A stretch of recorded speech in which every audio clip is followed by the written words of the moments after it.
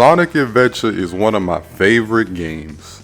Yeah, it's rough around the edges and time hasn't been the kindest to it. The cutscene and glitches being some of the roughest things to age. But it's still one of the most ambitious Sonic games to come out. And that's mostly because of things like freedom being a key focus, mostly. You still have to go through the levels in the order the game wants you to, and all the levels are linear. But it's how you approach the game that is freeing. All these branching paths and stages that bolster replayability. You got freedom in playing character stories out of order. You got a wide and growing moveset that really just lets you do some crazy shit. Oh, and you don't feel like playing the game? Then alright, let's go raise a Pokemans. This freedom and variety is something I feel like that was just lost in Adventure 2, and more so over time since this game. It's because of, in my opinion, there was just some odd choices made that just worsened over time. But specifically for this game, you only want to play Sonic story? Sorry, fucker. Also, all these playstyles are gone. Although Adventure 2 is still a really focused and refined experience, it has some of the best writing and storytelling in the series. I just have to make a review about these one day. But right after these masterpieces, Sega went from working on their own home hardware to working on everyone else's. And I feel like this point isn't talked about enough. I could only imagine the feeling at the time, following up such a massive game that they poured everything into, leaving behind a console that probably meant so much to them. Honestly, the Dreamcast is a very cool and special console that was way ahead of its time. But now with Sega out of the console wars, they wanted to go into a completely new direction, and I get that. I just wish they had it in them for one more. But I'll get to that in a bit. But that new direction was... Sonic Heroes is a game I remember the most from my childhood, and going back to it, how could I not? There's just so many memorable moments, like getting shot out of cannons, riding colorful slots, a whole lot of egg. From the art design to the playstyle of the game and all the music. You can tell how hard they wanted this game to stand out on its own. But in a lot of ways, Sonic Heroes still feels like a spiritual successor to those games. I say this because of things like the expanded upon light and dark system that was seen in Adventure 2, and a successor to OG Sonic with zone and special systems. Even narratively by continuing off where Sonic Adventure 2 left off at. But I feel like this is a good place to start at and pointing out that this game both progresses and regresses things from the Adventure series. One of the biggest things being story. Let me first say that Sonic doesn't need this big complicated story, and I think this game proves that for the most part. The story in Heroes is pretty decent, albeit short. There's things like Shadow's clones, with the Shadow you play as being implied as a clone. They brought back the Chaotix as detectives hired by a mysterious person, which I think is really cool because they were last seen in what, like 95 in Knuckles Chaotix. There's also Metal Sonic being the true villain in the game, but Heroes taking place right after the Adventure series, which really made leaps and bounds forward with the character development and storytelling. It just makes me feel like this game was released at the wrong time and that we should have gotten Adventure 3 or something in its place. You know, just really going into all the questions that were left at the end of Adventure 2. Things like, how the fuck did Shadow survive? Why isn't Knuckles with the fucking Master Emerald anymore? But instead of answering those questions, this game just decides to leave it to subtle implications. The problem is that these questions just deserve their time to be answered. Just because the story is simplified, it doesn't mean the characters have to be as well. But what I can't forgive Sega for is them throwing out all of the character development that was made in the adventure games with Tails and Amy. And I bring these motherfuckers up because I feel like they're the ones that were affected the most in this transition. You see, Amy in the adventure game has actual personality, more moments of vulnerability and independence, you know, actual points of conflicts with Sonic. Look, while her portrayal in Heroes has things you could point to in her favor, all of that goes off of a fucking cliff and we're back to...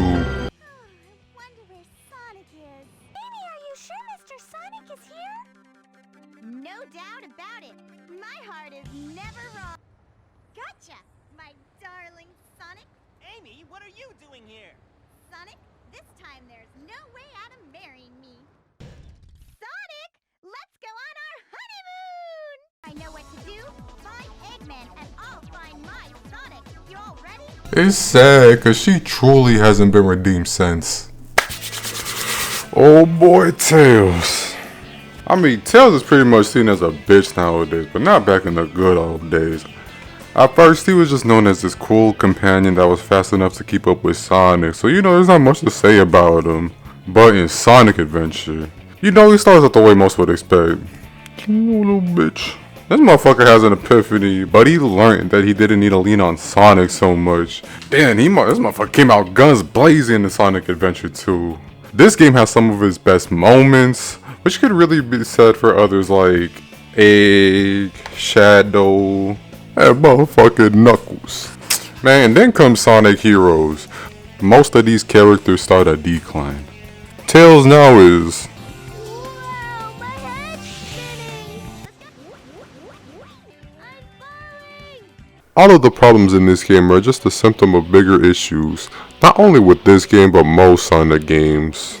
The problem is that Heroes is rushed, and you can see it from every angle.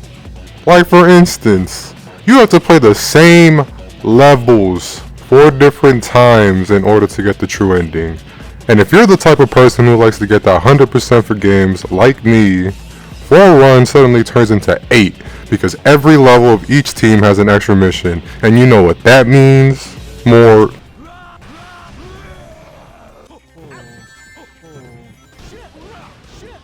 Sure, the objectives are different for each one of the runs, but it's not enough to justify this insanity. The differences honestly just boil down to get a bunch of enemies, get more of the things. You fucking get it, it's bullshit. And honestly, 8 runs is a lot to throw on somebody, but at the end of it all, you wanna know what you get? Okay, so there's this little question mark mode you see on the menu or whatever. And at first, I thought it was the motherfucking Chow Garden. I was fucking hyped, but no. What you get is to play more of the same fucking game in super hard mode.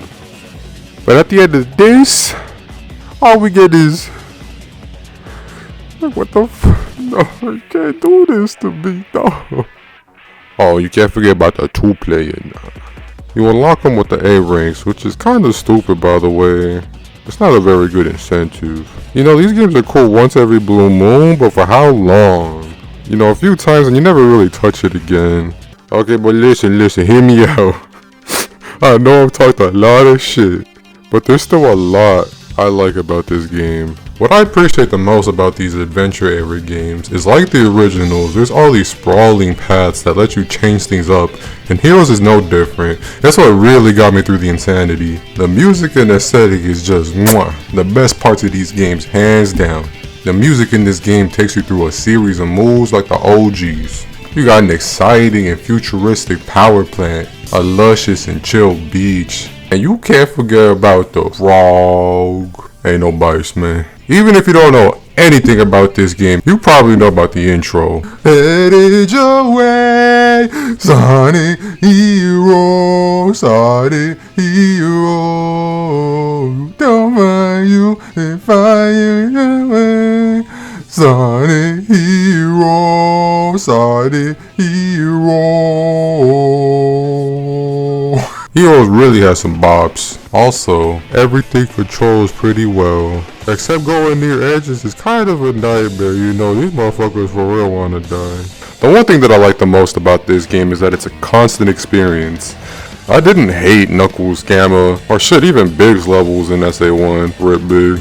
But I really feel like they stretched out those concepts in SA2, even though a lot of the mechanics were improved. But it just kind of felt unnecessary. Like, alright, let's go get the Master Emerald again. Oh, Rugi's doing this too? Okay. I mean, it's just the idea of having all these different playstyles at once is a really fun idea. That even this washed down version of that idea is still fun for what it is. The biggest thing holding this game back is these useless and nerfed moves that just make for bad and annoying design.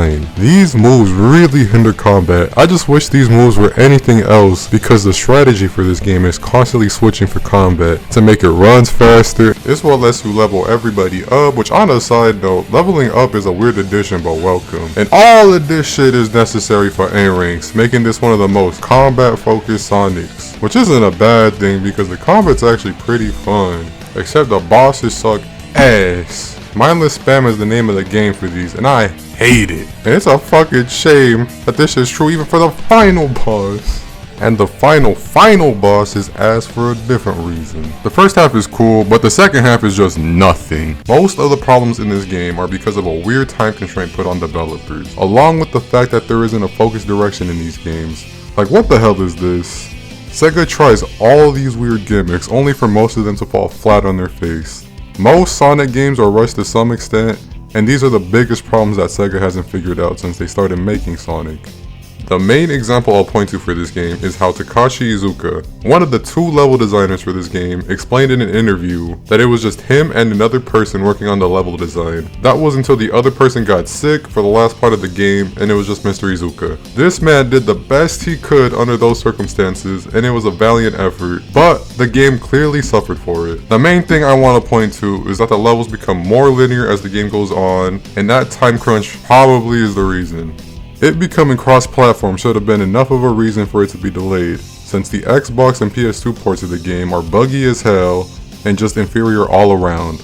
I'ma be real, this game did not live up to the expectations of the adventure games and is definitely one of the more forgotten titles from both fans and Sega. This game honestly has the weirdest reputation with Sonic fans, it's either love it or hate it. And it's definitely understandable, all the problems I talked about are hard to ignore, though some of this game's ideas are still seen today. This game kickstarted the current generation of boost that this franchise has been in since then. It's also the reason this was made. These stupid ass fan things, and the level up system seen in Frontiers. I absolutely adored this game as a kid and can see why even today. It's just a shame that I have to look at this game through the lens of what it could have been, but honestly, I appreciate it for what it turned out to be despite everything. This video took a long time to make. Hopefully you're going to be hearing that a lot this year. Like, I was trying to get this out before Frontiers came out, but shit happens. I appreciate the support that's been shown. I made a second channel where I'm posting VODs from my Twitch, so if that's something you would be interested in, please check out my other socials. Lastly, please go do all the usual, you know, like, comment, subscribe, and don't forget to ring that motherfucking bell, motherfucker.